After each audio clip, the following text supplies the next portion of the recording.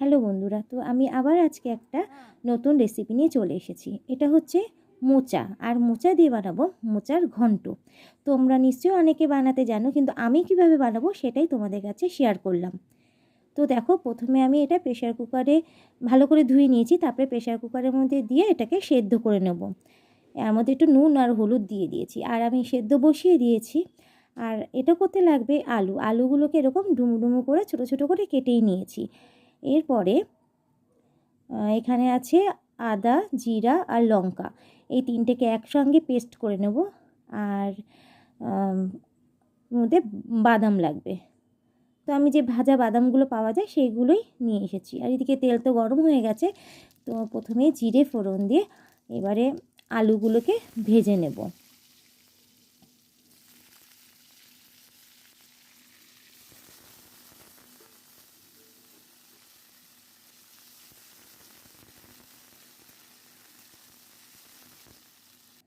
আলুগুলো ভাজা হয়ে গেছে, তারপরে আমি ওই আদা, জিরা আর লঙ্কার পেস্টটা দিয়ে দিলাম, দিয়ে ভালো করে নেড়ে চেড়ে নেব।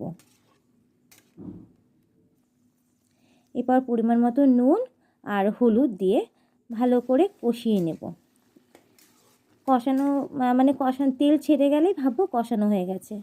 তো দেখো, তেল ছেড়ে গেছে, তো কষানো হয়ে গেছে। এবার বাদামগুলোকে তেল দিয়ে দিলাম, আর আবার ভালো করে একটু নাড়িয়ে নেব।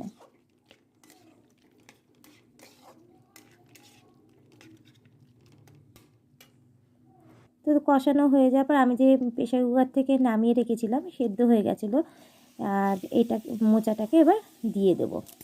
দিয়ে ভালো করে আবার সবগুলো একসঙ্গে নাড়তে থাকবো, বা মশলাগুলো যাতে মোচার মধ্যে একসঙ্গে মিশে যায়। আর তারপরে একটু সামান্য চিনি দিয়ে দেবো।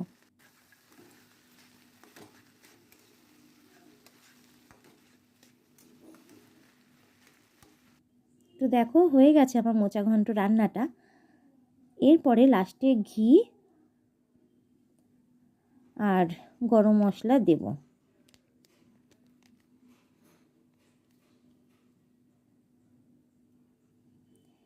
এবারে এটাকে ভালো করে মিশিয়ে নেব।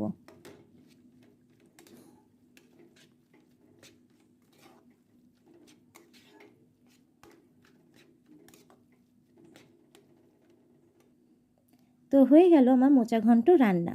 রান্নাটা কিন্তু খুব ভালো, খেতে খুব ভালো লাগে। তোমরা একবার অবশ্যই বানিয়ে দেখবে। আর যারা যারা খেয়েছো তারা তো জানোই এর কত সুন্দর স্বাদ। তো ভিডিওটা আজকে এইটুকুই। এখন টাটা।